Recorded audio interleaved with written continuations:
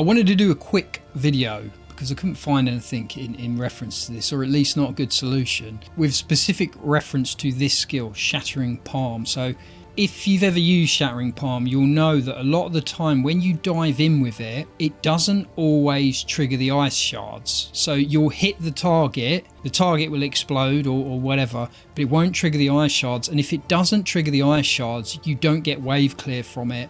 It can get you in a lot of trouble, and it seriously depletes the usefulness of the skill. So it took me a while to figure this out, but the issue with it is if you kill something with it, so if you one-shot something with it, it will very rarely trigger the icy explosion. So I figured out a way to basically get this skill to work pretty much 100% of the time. It's very effective and it still wave clears pretty much perfectly. So I'll just run through this quickly and then I'll show you in a map how this actually is going to pan out. So the way I had this set up before was basically I had a lot of damage buffs on it. So I was using it on the proviso that I dive in on something, destroy it, and then, you know, hopefully trigger the icy shards. I had a very low success rate on the icy shards, so I'd have to dive in maybe 2-3 times before it actually triggers. And as I say, I figured it out. If you don't kill the target when you hit it, it will trigger the shards pretty much every single time.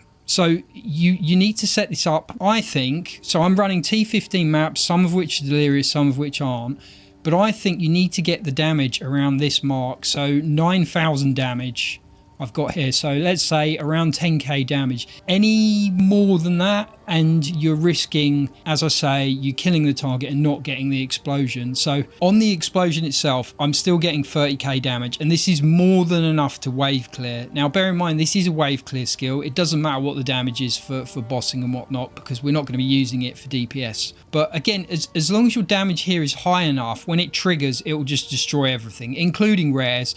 Because the way in which this skill works is basically it will set off a chain reaction. So you'll kill one thing, that'll kill the next thing, and it just keeps going. And the damage is accumulative. So if you've got 10 things stood in one spot with rare in the middle, it's not going to be doing 30,000 damage. It's going to be doing 10 times that, so closer to 300,000 damage. Which is why this skill is so powerful, and also why I think GGG have... I'm not going to say it's a bug. I think they've done this on purpose, because this would potentially be a bit overpowered if you could just max the damage on it. I think they've done it on purpose so that you can't kill things with it initially. Like, it's purposely set up like that. So I'm just going to run through my skill gems and how I've managed to keep the damage at a number that's working for me. So first of all, I've got Ice Bite. This is a really, really good support gem to use on it because it's going to be buffing all of your other skills. It will inevitably buff itself, but having 25% extra damage on it is not an issue.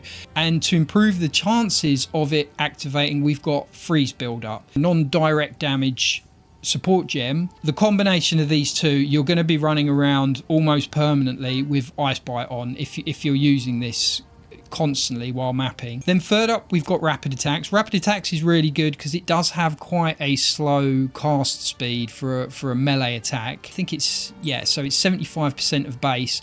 So that just helps with mapping. It just speeds it up. It means you can use it more quickly. Then we've got Magnified Area 2, which honestly, I thought to myself, why would you take 10% less damage for 10% more area of effect as opposed to, you know, using Magnified Effect 1? Well, it's perfect on this skill because we want the biggest area of effect possible, and we're not too concerned about losing 10% damage. If anything, losing 10% damage is a good thing because, again, it will ensure that it triggers every time. And then we've got Ancestral Call. So obviously this will buff the damage of it, and it happens every 3 seconds, but again, within the parameters of this sort of amount of damage, it should be triggering pretty much every time, and we're going to be getting bigger area of effect as well. So the combination of these two together give it a massive area of effect, and it does actually, I'm not entirely sure why, but when you use it, it typically triggers twice. So the icy shards will trigger twice, once at the front of the pack and once at the back. That may be because I'm using Charged Staff, I'm not too sure, and Charged Staff is counted as a separate attack to the Shattering Palm. So when you dive in with the Shattering Palm, it will use a Charged Staff attack at the same time, and that will hit something at the back of the pack. So it kind of triggers twice, and then you get much more area of effect. So anyway, I'm going to dive into a map, and I'll show you how this actually works in the field. Just charge my shield up before we get started. Right, I'll do the delirium. Fuck it, why not? So I dive in, and then you get that explosion. You get the explosion. You get the explosion. Every single time we're going to get that explosion, and look how strong the clear is. And it's simply a question.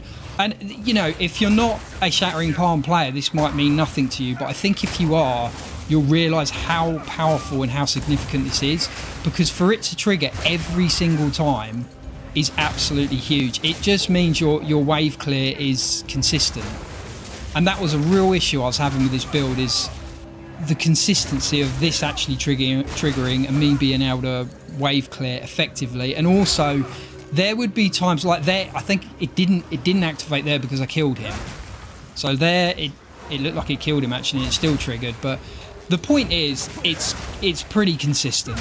It's happening a lot more often than not. It doesn't happen 100% of the time. There are still times where it won't trigger, but the vast majority of the times it is triggering now. So let's do this ritual, and we'll see how well it works on this ritual.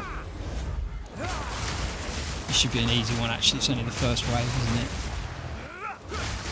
But yeah, you can see it's just, and the size of it as well, with Magnified Effect 2 and the Ancestral Calling, what's it called?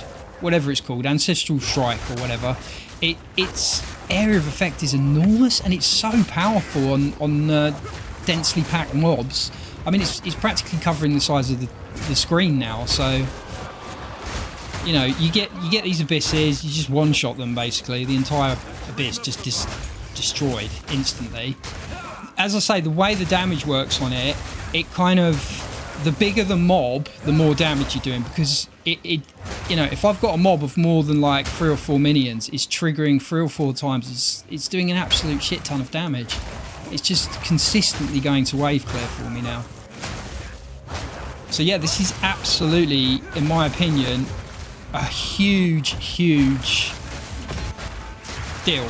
If you are playing the monk, breach, perfect.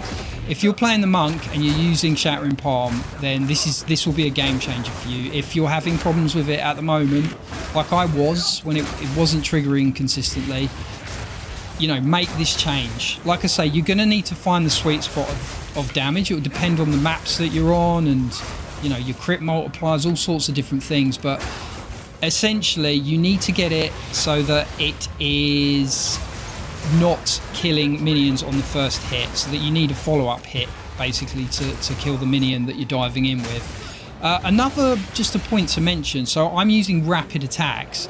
You can use rapid attacks free, which nerfs your damage by 50%. So if you're really strong and you're really struggling not to one-shot things, then you can use rapid attacks free instead of rapid attacks 2 to guarantee that you don't one-shot the thing that you're hitting. But what I've found is this is the perfect balance. It's really good having Magnified Effect 2 for the extra AoE. I have to say that just in and of itself is great, but the consistency of it is the main thing. Having more AoE, great, but the consistency is just amazing. So, if you're a bit behind on damage, then don't use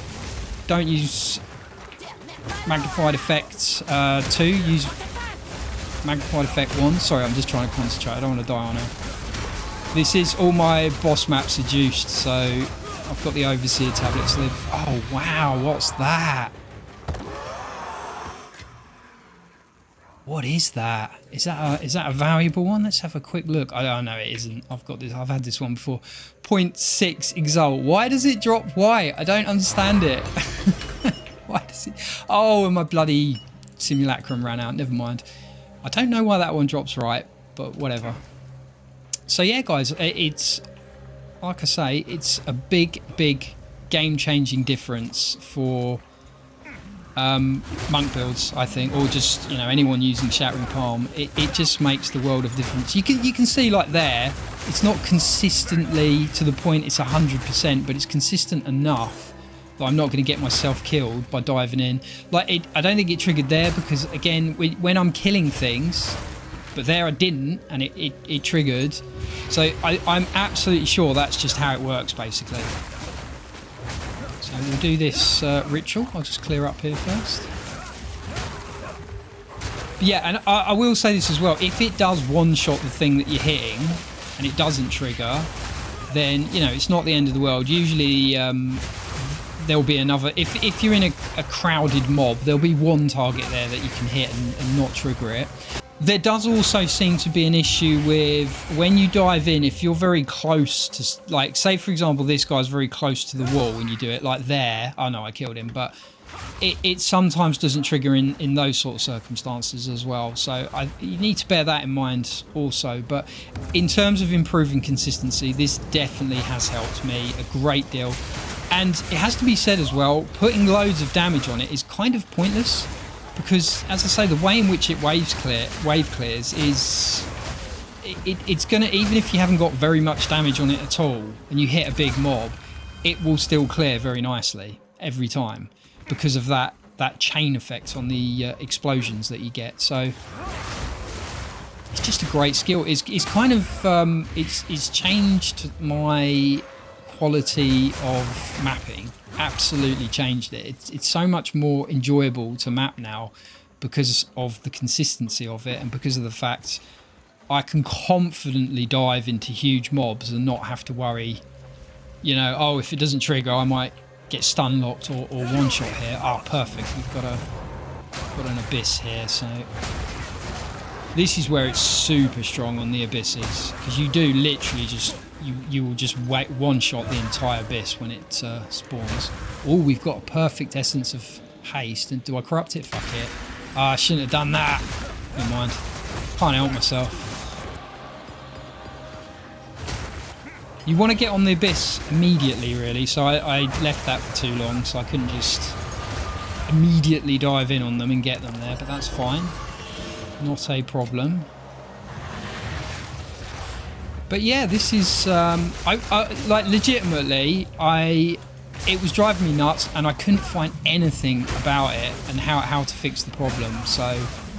I'm pretty sure this is the solution. Like I say, less is more, as it were, with the damage. So, you know, give this a go if you are a Shattering Palm player, and just let me know in the comments how you get on with it and what you think. Alright, let's do this. They're taking forever to get here. Incidentally, I don't think they have to be exactly within the ritual altar for them to count towards it. They just have to be quite close to it. Look at that clear. You see that chaining effect? So I dive in, try not to kill the thing I'm diving in on, and then it just chains and it kills everything. Look at it. It's so satisfying when if you're playing like Breach and there's hundreds of them in one spot and you use it and it just wipes the entire screen in a split second. It's so satisfying. So yeah, and overall this build is just... It's got everything now. We've got DPS, we've got wave clear, we've got a lot of resilience. We're very, very tanky. Well, I say very tanky. We've got 10k energy shield when it's fully charged, which is enough to pretty much survive anything. And yeah, I'm halfway to 98. I'm not overly concerned about dying, I'd say, on most maps that I'm playing. Ah, see, it didn't trigger there. I think that was because I was too close to the wall, though. But yeah, it's a great build, and this just puts it into the upper echelons, because your wave clear is just fantastic.